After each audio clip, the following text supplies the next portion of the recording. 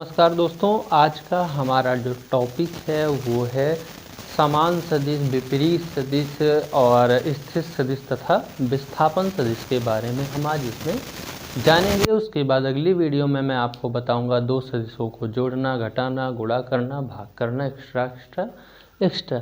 उससे पहले कि आप चैनल पे नए हो तो सब्सक्राइब कर लो और वीडियो पसंद आए तो लाइक कर दो, शेयर कर दो, कमेंट कर दो। एक नई जानकारी आज आपको और देना चाहते हैं। हम आरआरबी, ग्रुप डी, एनटीपीसी के जो एग्ज़ाम आने वाले हैं, क्योंकि रेलवे ने इनके एग्ज़ाम को घोषित कर दिया है, बहुत जल्द ही इनके एग्ज़ाम होंगे, तो उसकी जो मैथमेटिक्स की तैयारी है वो भी कराना स्टार्ट कर दिए हैं। यदि आपके कोई दोस्त हैं, कोई रिश्तेदार हैं, आपके फ्रेंड हैं, तो उनको हमारी वीडियो पहुंचाइए और बताइए कि यदि वो मैथ पढ़ना चाहते हैं कंपटीशन की धुआंधार, तो हमारे चैनल को सब्सक्राइब करें। तो उनको रोज़ाना एक नई वीडियो मैथ की मिलती रहेगी, टॉपिक वाइज, सीरियल वाइज।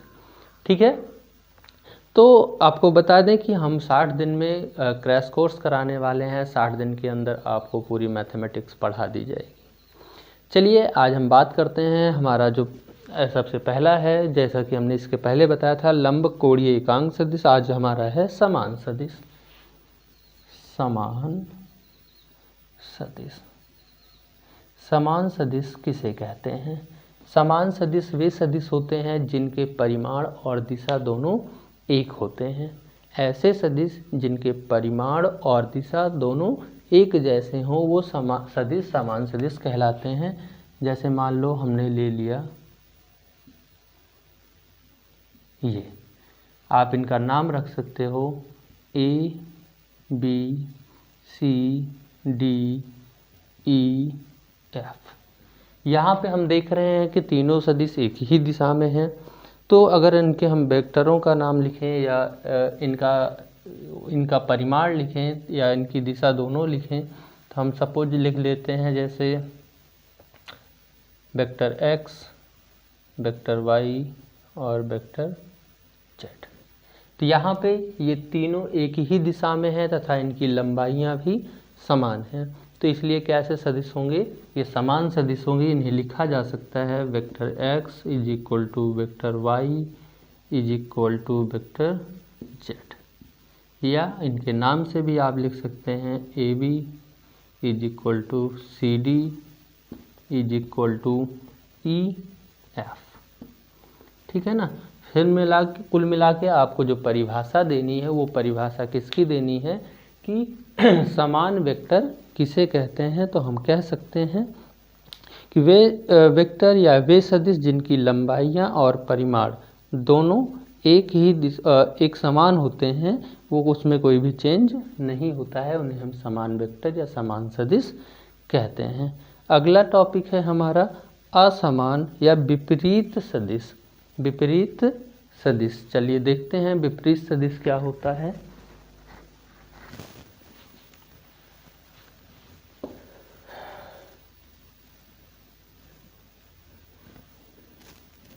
अगला है हमारा विपरीत सदिश।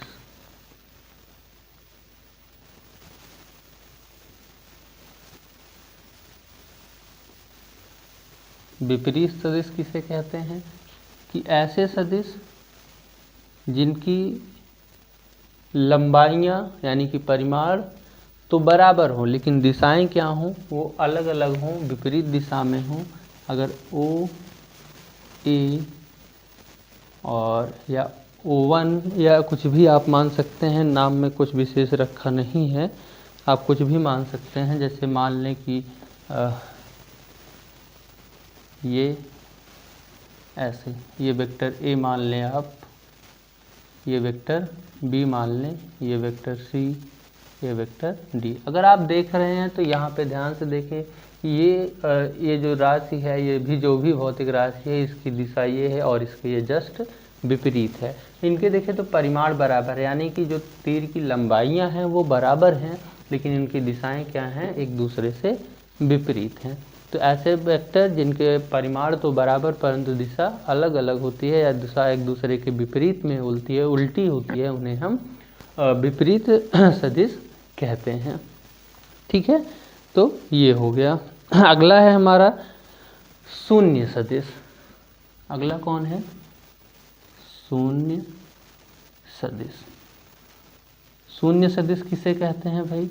ऐसा सदिश जिसका परिमाण क्या होता है? शून्य। यानी कि आप कह सकते हैं वह सदिश जिसका परिमाण शून्य होता है वो हमारा शून्य सदिश कहलाता है। अगर विरामावस्था में स्थित गाड़ी का विस्थापन सदिश एक समान वेग से गतिमान पिंड का त्वरण सदिश शून्य सदिश के उदाहरण हैं। यानी कि आप कह सकते हैं कि अगर कोई गतिमान या कोई पिंड स्थिर है तो उसका सदिश जो होगा वो शून्य सदिश के अंतर्गत लिया जाएगा। या कोई गाड़ी चल रही है उसका एक्सीलेटर जो है, जो त्वरण है वो भी शून्य है, तो उसको हम शून्य सदिश के अंतर्गत रखते हैं। अब हम बात करते हैं स्थित सदिश। अगला है हमारा स्थित सदिश। बहुत आसान सी परिभाषा है। आप कह सकते हैं मूल बिंदु के सापेक्ष किसी बिंदु की स्थिति को व्यक्त करने के लिए। किसके सापेक्ष? मूल बिंदु के सापेक्ष। मूल बिंदु के सापेक्ष किसी बिंदु की स्थिति को, ये मान लेते हैं कोई बिंदु है, ये हमारा क्या होता है? मूल बिंदु। ये होता है x, ये होता है y। तो मूल बिंदु के सापेक्ष यानी कि 0 के सापेक्ष या O के सापेक्ष किसी भी बिंदु की स्थिति को जो व्यक्त करने की प्रक्रिया होती है वो हमारी क्या होती है? स्थित सदिश के अंतर्गत ली जाती है। रिपीट करते हैं, अच्छे से सुनिएगा। मूल बिंदु के सापेक्ष किसी बिंदु की स्थिति को व्यक्त करने के लिए प्रयुक्त सदिश को हम स्थित सदिश कहते हैं। जैसे यहाँ पे अगर आप मानते हैं कि ये बिंदु है, इस बिंदु का जो x और y इसका परिमाण है, यानी कि x अक्ष से दूरी x है और y से y है, तो इसकी स्थिति को व्यक्त करने के लिए मान लेते हैं ये बिंदु A है। तो हम इसे दिखा सकते हैं A = x और y पे क्या है? x वाला हम I से नोट करते हैं और y वाला J से। तो यहाँ पे हम कह सकते हैं I पर कितना चला है? x, और धन y पे कितना चला, J पे कितना है? y। ये होता है J y। अगर ये x y तल में ना होकर के x y z तल में होता तब तीनों के सापेक्ष लिखते, लेकिन यहाँ पे हमने सिर्फ x y माना है कि माना किसी बिंदु A का जो निर्देशांक है वो x y है, तो x अक्ष वाला हमने किससे नोट करते हैं? किसके साथ? I के साथ। y अक्ष वाला J के साथ। अगर यहाँ पे z वाला भी दिया होता, ऐसा नहीं आप x y ही आप मान लेते हैं कि बिंदु B का जो निर्देशांक है वो 3 4 मान लेते हैं, 3 और 4 है, तो इसको कैसे व्यक्त करेंगे? वेक्टर B = 3 x वाला होता है, या पहला जो होता है वो I का, दूसरा जो होता है वो J का, और तीसरा जो आपको निर्देशांक दिया जाएगा आगे चल के, अभी मैं दूंगा, उसको K के साथ नोट करते हैं। तो यहाँ पे 3I के साथ हो जाएगा, यानी कि 3I + 4J। इस प्रकार हम नोट करते हैं। मान लेते हैं कोई तीसरा बिंदु है C, जिसका निर्देशांक है 2 6 9। कितना है? 2 6 और 9। तो हम इसको कैसे नोट करेंगे? वेक्टर C = 2I और +6J और +9K। इस प्रकार हम इसे नोट करते हैं। यहाँ पे चिन्ह किसी के भी माइनस हो सकते हैं, तीनों के भी हो सकते हैं, 2 के भी हो सकते हैं, 1 के भी हो सकते हैं। अगर यहाँ पे निर्देशांक में ऋण का चिन्ह लगा हो तो हम यहाँ पर भी ऋण का चिन्ह लगा देते हैं। तो वही बता रहा है कि किसी भी बिंदु को प्रदर्शित करने के लिए जो हम x और y तथा z अक्षों की सहायता लेते हैं उनको हम कुछ इस प्रकार व्यक्त करते हैं, या आप कह सकते हो सीधा सीधा मूल बिंदु के सापेक्ष किसी बिंदु की स्थिति को व्यक्त करने के लिए जिन सदिशों का उपयोग करते हैं उन्हें हम स्थित सदिश कहते हैं। ये तो सदिश हो जाते हैं। अगर हमें इनके परिमाण निकालने हो, क्योंकि ये इसमें परिमाण और दिशा दोनों लिखा गया है ना, अभी आपको पता है सदिश आप पढ़ रहे हैं, सदिश राशियों को व्यक्त करने के लिए परिमाण और दिशा दोनों की आवश्यकता होती है। तो ये आपकी राशि हो जाती है और राशि के परिमाण ये लोग हैं तथा दिशा ये लोग हैं। यानी कि 2 पर आई मतलब एक्स अक्ष पर इतना दूरी, वाई अक्ष पर इतना दूरी और जेड अक्ष पर इतना। लेकिन इनके रियल परिमाण निकालने हो तो रियल परिमाण निकालने के लिए हम क्या करते हैं,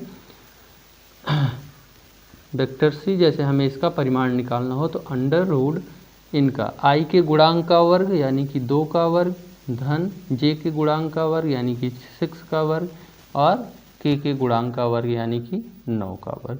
इनको जोड़ करके हम इनका वर्गमूल निकालते हैं तो जो मान आता है वो हमारे उस राशि का परिमाण होता है। इसका अगर हम परिमाण निकालना चाहें तो हम इसमें भी वही करेंगे। वेक्टर ए का परिमाण अंडर रूट होगा आपका आई का गुणांक यानी कि एक्स स्क्वायर और धन जे का गुणांक यानी कि वाई स्क्वायर। इसका परिमाण निकालना चाहें या किसी का भी परिमाण अगर हम निकालना चाहते हैं तो उसमें आई जे और के गुणांकों का वर्ग करके उनका वर्ग करके जोड़ लेते हैं और फिर उनका वर्गमूल निकालते हैं। ठीक है ना। तो इस प्रकार ये संपन्न होता है हमारा। एक अगला है विस्थापन सदिश, आइए उसको भी देख लेते हैं, इम्पोर्टेंट है।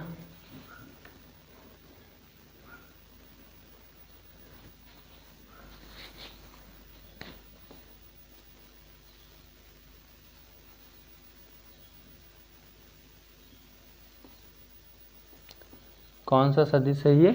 विस्थापन सदिश है। एक ले लेते हैं x और y। ठीक है ना।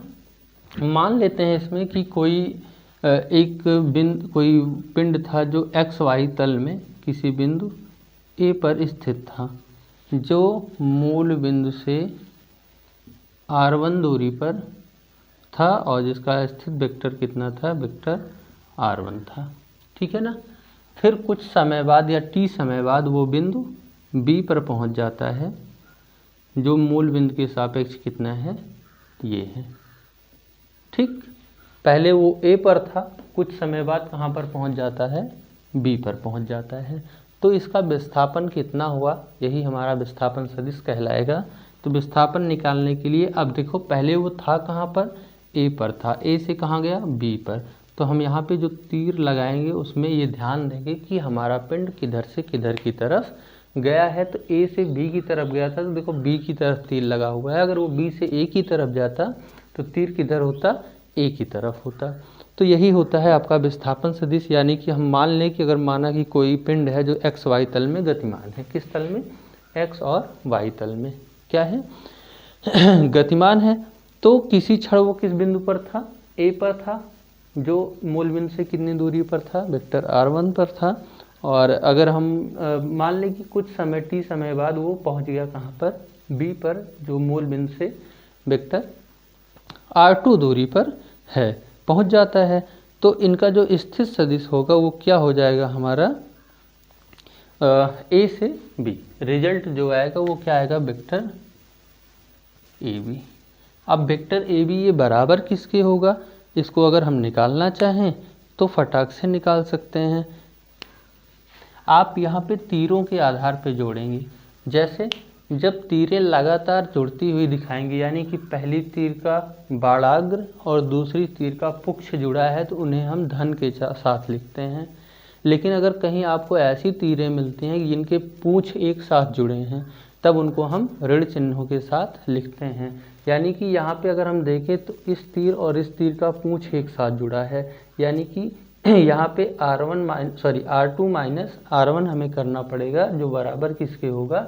AB के। या आप ऐसा भी लिख सकते हो कि OA धन AB, क्योंकि इसका बाड़ इसके पूंछ से जुड़ा है। तो यहाँ पे हम लिख सकते हैं OA, वेक्टर OA धन वेक्टर AB। ये देखो ऐसे क्रम बना हुआ है। ये इसका तीर और इसका तीर मिला है, यानी कि माइनस इसका, माइनस कितना है भाई? या आप बराबर लगा करके OB लिख सकते हैं, वेक्टर OB। हमें मान AB का निकालना है, यानी कि विस्थापन निकालना है। तो विस्थापन AB बराबर आपका हो जाएगा vector OB minus vector OA। विस्थापन वेक्टर ए बी बराबर ओ बी का मान कितना था R2 vector R2 minus O ए का मान वेक्टर R1। यदि रिजल्ट हम R माने तो R बराबर vector R2 minus vector R। ठीक है, ये हमारा होता है विस्थापन वेक्टर। आज के वीडियो में बस इतना ही, मिलते हैं अब आपको अगले टॉपिक के साथ नए वीडियो में। धन्यवाद।